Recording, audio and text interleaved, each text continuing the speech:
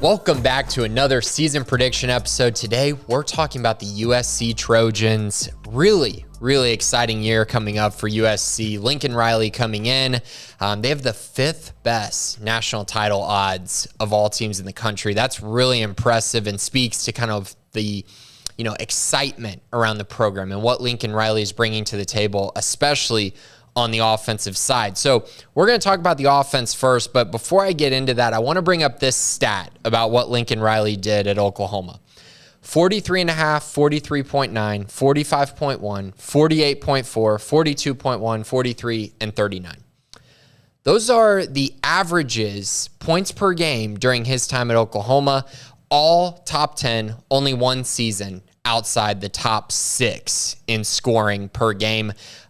It's phenomenal. And I think that just speaks to the consistency that he brings to the table and his offensive mind and scheme, which basically means USC is going to score a lot of points this year and most likely will score over 40 points per game this season. That's a pretty nice starting place, if I do say so myself. Going on to the offensive side, let's talk about some of the guys who are going to make up this 40-point per game offense. Caleb Williams, the Oklahoma transfer, potential NFL draft pick coming up soon. Very talented kid, a guy who I saw a lot last year, and I saw him grow a lot by the end of the year. He made some mistakes, but he was a young guy. I think he's only going to get better going into this season. They added Oregon transfer running back Travis Dye, Stanford transfer running back Austin Jones. You're seeing a theme here, right? Transfers. Lots of new faces to kind of ingrain with this program, but you have a new coaching staff as well, so everyone is pretty much new for this team.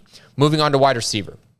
They added Pittsburgh wide receiver Jordan Addison. He's the game breaker. He's the guy who's going to set all kinds of records this year. He's going to probably be the best receiver in the country, definitely in the Pac-12. I love what he brings to the table. I think he's going to be very, very good, very special this year, and potentially a first-round pick in the NFL draft.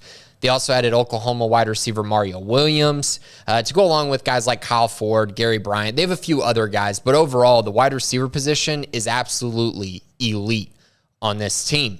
The offensive line solid as well. I mean, you kind of look up and down this offensive depth chart and you go, man, they got some players, guys who are proven commodities at the college level. And if you look at the O-line, Bobby Haskins is in from Virginia, Brett Nyland, Andrew Voorhees. I like what they have with this group. And that's big because at times last year, I felt like Caleb Williams was running for his life at Oklahoma. And when he had to run for his life, those were his worst games. So I think at USC, it's going to be a little bit easier. They're going to run the ball pretty well. They'll have pretty nice protection, a good pocket for him. And therefore, I think he'll be very successful. Moving on to the defensive side. So like I did with the offense, we also got to talk about the defense at Oklahoma.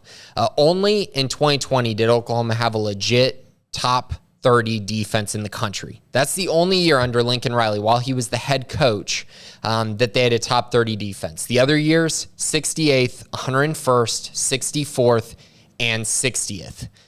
To me, that also says the odds are they're probably going to have a defense that's outside the top 50 in the country. If the trend continues, I know they like Alex Grinch. I understand that. But I would also say history says they're probably not going to be very good on that side of the ball. And I also think the talent speaks to that as well. They have good players, but I don't think they have a good defense as a whole. And the depth is really a big issue, especially up front. I like Nick Figueroa. I think he's a nice pass rusher on the defensive line. Romello Height.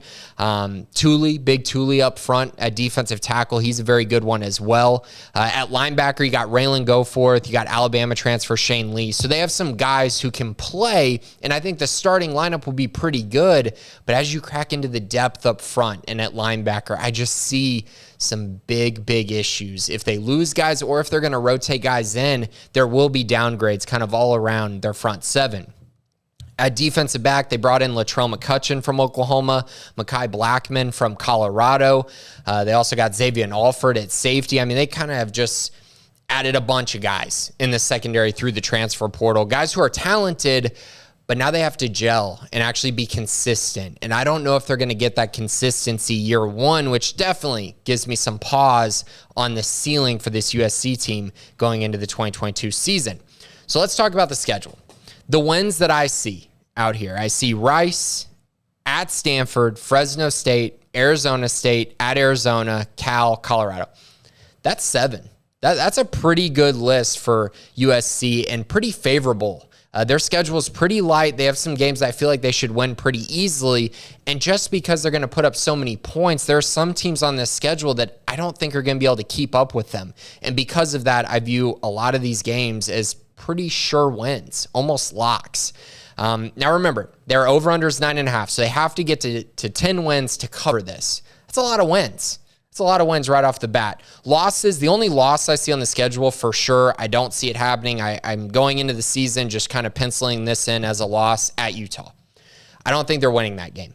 I really don't. I think Utah is an established program. They can throw the ball with Cam Rising. They can run the football as well. They're really going to challenge USC on the defensive side, and that's going to be a problem. I also think Utah just has an established culture that's going to be really tough for USC to overcome. Now, the close calls, the toss-up game. The games are going to make up whether USC is a national title contender or just a pretty good team in the Pac-12. At Oregon State, Washington State, at UCLA, and Notre Dame. Those 4 games, those are the difference between potentially being an 11-win team or being an 8-win team this next season. At Oregon State, tough place to play. Corvallis has gotten the best of really, really good teams in the past. Washington State, they're explosive offensively with Cam Ward. I just think they can challenge the USC defense in ways that many other teams in the Pac-12 can't. At UCLA, another team runs the ball extremely well. I think they're going to be able to challenge them with that quarterback combo along with Brian Kelly. I think they're a pretty good team, and they're going to be able to kind of attack the advantages that they have, and I think that could be a problem. Notre Dame, physical team, very talented, an established culture with Marcus Freeman. I just think if they get quarterback play, that's going to be a really tough game for USC to win. So like I said, over under 9.5, I'm going with under. I really think that this is a team where I look at their schedule and I go, okay, I think they're going to go 9-3.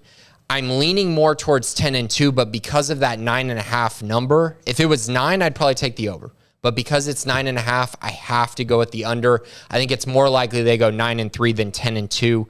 Tough schedule. First-year head coach. I think they're going to be really, really explosive, but I also think they're going to have games where they come back down to earth a little bit and where the other team is able to challenge them in ways that, the rest of their schedule won't be able to challenge them. And I think that could be a problem year one for Lincoln Riley and the USC Trojans. Overall, a great year, though. I think you're going to see a program that's trending in the right direction, which is extremely important this first year for Lincoln Riley. We'll be back with more season predictions throughout the week. Thanks for listening. This has been Grayson Grunhafer.